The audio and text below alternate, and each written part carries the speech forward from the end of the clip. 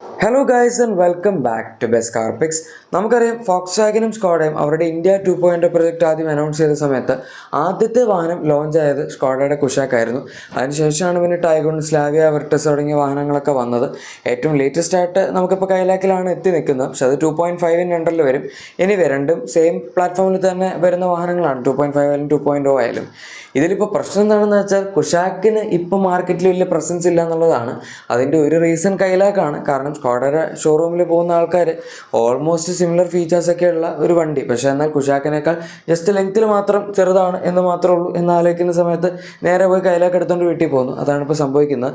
Even സ്ലാവിയയ്ക്ക് പോലും demand പതുക്കെ പതുക്കെ കുറഞ്ഞു വരുന്നുണ്ട്. കുഷാക്കിന് അത്രയും കുറഞ്ഞിട്ടില്ല, പക്ഷെ എന്നാലും 1000-നടുത്തൊക്കെയാണ് സ്ലാവിയയ്ക്ക് ഇപ്പോൾ സെയിൽസ് കിട്ടുന്നത്. നേരത്തെ 1300 to 1500-നടുത്തൊക്കെ കിട്ടുമായിരുന്നു. കുഷാക്കിന് ഇതിന് മുന്നേ 1000-ന് മുകളിലെങ്കിലും സെയിൽ ഇട്ടിക്കൊണ്ടിരുന്നതാണ്. ഇപ്പോൾ കഴിഞ്ഞ കുറച്ച് കാലമായിട്ട് 500 to 600, 700 ആ റേഞ്ചൊക്കെയാണ് കുഷാക്കിൻ്റെ സെയിൽ വന്നുകൊണ്ടിരിക്കുന്നത്. ആൻഡ് അത് അത്ര വളരെ നല്ലൊരു സെയിലായിട്ട് നമുക്ക് പറയാൻ പറ്റില്ല. പ്രത്യേകിച്ച് സെഗ്മെൻറ്റിൽ ക്രെറ്റയ്ക്ക് എല്ലാ മാസം 15,000, 16,000 വെച്ചൊക്കെയാണ് വിറ്റുകൊണ്ടിരിക്കുന്നത്. ഇനി അത് കുറച്ച് കൂടുതലായിട്ട് നിങ്ങൾക്ക് തോന്നുന്നുണ്ടെങ്കിൽ ഗ്രാൻഡ് വിറ്റാരിയം ഈസി ആയിട്ട് 10,000, 12,000 ആ റേഞ്ചിലൊക്കെ വിൽക്കുന്നുണ്ടായിരുന്നു. ഇനി ഇതൊക്കെ പോട്ടെ, നമ്മുടെ സെൽറ്റോസ് ഏകദേശം ഒരു 6,000 to 8,000 റേഞ്ചിൽ വിൽക്കുന്നുണ്ട്. എലവേറ്റ് ഏകദേശം ഒരു 3,000, 2,000 ആ റേഞ്ചിൽ വിൽക്കുന്നുണ്ട്. ഈവൻ ഫോക്സ് വാഗൻ തന്നെ ടൈഗൺ, അതും ഏകദേശം ഒരു 1,500 to 2,000-നിടയിൽ, 2,000 താഴെയാണ്, ബട്ട് സ്റ്റിൽ 1,500-നടുത്തൊക്കെ ആയിട്ട് വിൽക്കുന്നുണ്ട്. അങ്ങനെയൊക്കെ നോക്കുമ്പോൾ കുഷാക്ക് 500-നടുത്തേക്ക് വരിക എന്ന് പറഞ്ഞാൽ അതൊരു മോശം സെയിൽസ് ഫിഗർ തന്നെയാണല്ലോ. എം ജിയുടെ ആസ്ത്രാണ് അതിൻ്റെ താഴത്തുള്ളത് ആകപ്പാടെ. അത് ഏകദേശം ഒരു 200, 100, 300 ആ റേഞ്ചിൽ വന്ന് കളിക്കും. ഏതായാലും ഇക്കാര്യങ്ങളൊക്കെ കൺസിഡർ ചെയ്തുകൊണ്ട് തന്നെ നമ്മുടെ കുഷാക്കിൽ പുതിയൊരു ഫേസ് ലിഫ്റ്റ് വരാൻ പോകാൻ അതിൻ്റെ ടെസ്റ്റിംഗ് ഒക്കെ ഇപ്പോൾ സ്പോട്ട് ചെയ്യപ്പെട്ടിട്ടുണ്ട് വാഹനം.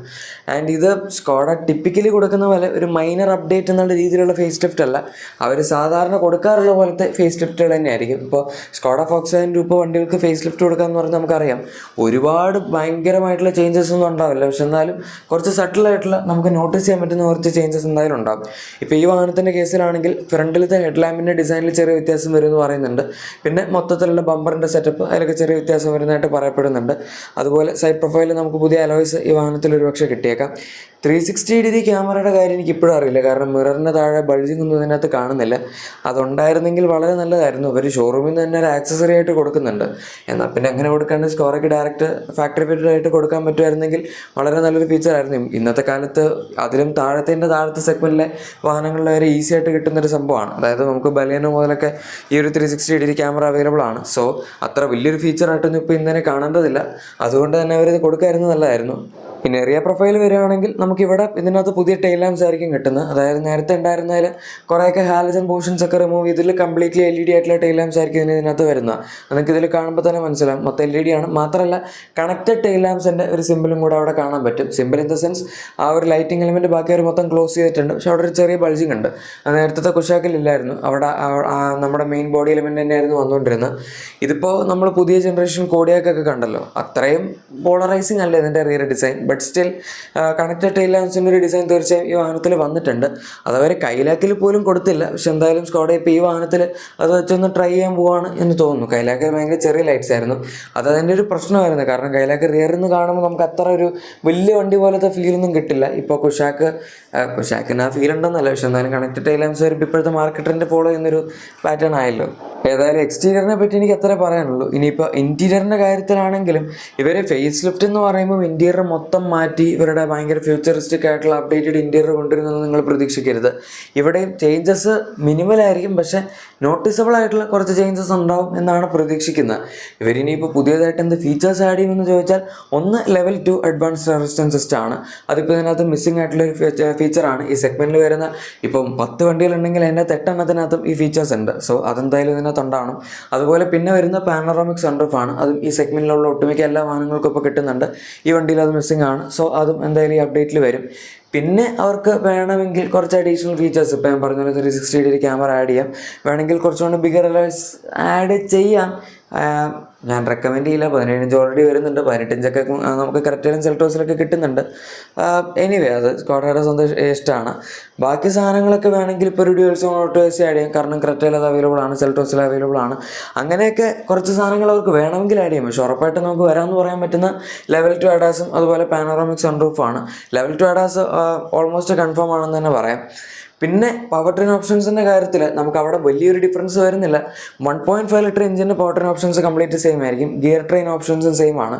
അതായത് 150 bhp 250 Nm torque, 7 speed dual clutch ഓട്ടോമാറ്റിക്കലായിരിക്കും വരുന്നത്. ഇതിനകത്ത് പണ്ട് 1.5 മാനുവൽ ഉണ്ടായിരുന്നു. സ്കോഡ പിന്നെ ഈ അടുത്ത കാലത്തായിട്ട് നിർത്തിയായിരുന്നു. ഇപ്പോൾ അതിൻ്റെ ഒരു അവൈലബിലിറ്റിയെ പറ്റി എനിക്കറിയില്ല. ബട്ട് സ്റ്റിൽ ഫേസ് ലിഫ്റ്റ് വരുമ്പം അവർ മാനുവൽ അധികം ആൾക്കാർ എടുക്കുന്നില്ല എന്നുള്ള രീതിയിലാണ് കുറച്ചു കാലം മുന്നേ മാനുവൽ നിർത്തിയിട്ട് DC ഓട്ടോമാറ്റിക് മാത്രം ആക്കിയത്. പക്ഷേ നമുക്ക് വ്യത്യാസം വരാൻ പോകുന്നത് 1 ലിറ്റർ ടർബോ പെട്രോളിൻ്റെ കേസിലാണ്.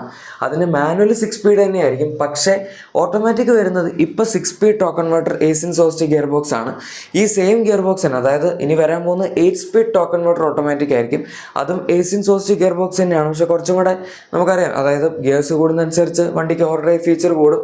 പിന്നെ നമുക്ക് ഇവരുടെ കഫേ 3 എമിഷൻ നോംസ്, അതായത് ഇനി വരാൻ പോകുന്ന കഫേ 3 എമിഷൻ നോംസുമായിട്ട് കോമ്പാറ്റബിൾ ആവാനും കൂടെ വേണ്ടിയാണ് അവർ ഗിയർ ബോക്സ് കൊടുക്കുന്നത് എന്നും പറയുന്നുണ്ട്. സോ ഇനിയിപ്പം വരും കാലങ്ങളിൽ നമുക്ക് മറ്റ് വാഹനങ്ങളിൽ ഇപ്പോൾ ഏസിൻ ഗിയർ ബോക്സ് ഉപയോഗിക്കുന്ന കുറേ കമ്പനികളുണ്ട്. സുസുക്കിയുടെ 6 സ്പീഡ് ടോക്ക് കൺവേർട്ടർ ഏസിൻ സോസ്റ്റ് ആണ്. മഹീന്ദ്രയുടെ 6 സ്പീഡ് ടോക്ക് കൺവേർട്ടർ ഏസിൻ ആണ്. അതുപോലെ തന്നെയാണ് Skoda ഫോക്സ്വാഗൻ്റെയും 6 speed torque converter Aisin സോസ്റ്റ് വരുന്നത്. എന്തായാലും ഇവരിനിപ്പോൾ 8 സ്പീഡ് ടോക്ക് കൺവേർട്ടറിലേക്ക് മാറുക എന്ന് പറയുമ്പോൾ 1 ലിറ്റർ എഞ്ചിൻ ആയതുകൊണ്ട് കുറച്ചും കൂടെ നമുക്ക്, അതായത് അതിൻ്റെ ടർബോ ലാഗും കാര്യങ്ങളൊക്കെ മാസ്ക് ചെയ്യാൻ ബെറ്ററായിട്ട് ഹെൽപ്പ് ചെയ്യാൻ ഈ ഒരു 8 സ്പീഡ് ടോക്ക് കൺവേർട്ടറിന് പറ്റും എന്ന് നമുക്ക് വിചാരിക്കാം. കറക്റ്റായിട്ടുള്ള ഡീറ്റെയിൽസ് ഒക്കെ വണ്ടി ലോഞ്ച് ചെയ്തതിന് ശേഷം നമുക്ക് പറയാൻ പറ്റുള്ളൂ, ഓടിക്കാൻ എങ്ങനെയുണ്ട് തുടങ്ങിയ കാര്യങ്ങളൊക്കെ. പക്ഷെ എന്തായാലും ഇപ്പോൾ ഈ ഒരു സംഭവം ഓട്ടോക്കാരെന്താ റിപ്പോർട്ട് ചെയ്തിട്ടുണ്ട്. സോ അത് നമുക്ക് എന്തായാലും പറയാം. എനിവേ, ഇതാണ് കുഷാക്ക് ഫേസ് ലിഫ്റ്റ്. നിങ്ങൾക്ക് ഇതിനെപ്പറ്റി എന്താണ് തോന്നുന്നത് എന്ന് തീർച്ചയായും താഴെ കമൻസിൽ പറഞ്ഞേക്കാം. പിന്നെ നിങ്ങളുടെ എക്സിസ്റ്റിംഗ് വാഹനത്തിന് എന്തെങ്കിലും ആക്സസറീസോ ക്ലീനിങ് പ്രൊഡക്ട്സ് ഒക്കെ വേണമെന്നുണ്ടെങ്കിൽ തീർച്ചയായും നമ്മുടെ ഡിസ്ക്രിപ്ഷൻ അല്ലെങ്കിൽ പ്രൊഡക്ട്സ് ടാഗ് ചെക്കൗട്ട് ചെയ്യുക. വീഡിയോ ഇഷ്ടപ്പെട്ടെങ്കിൽ ഉറപ്പായിട്ടും ലൈക്കും സബ്സ്ക്രൈബും ഷെയറും കൂടെ ചെയ്തേക്കുക. നമുക്ക് മറ്റൊരു വീഡിയോയിൽ കാണാം. Thank you for watching my video and good bye.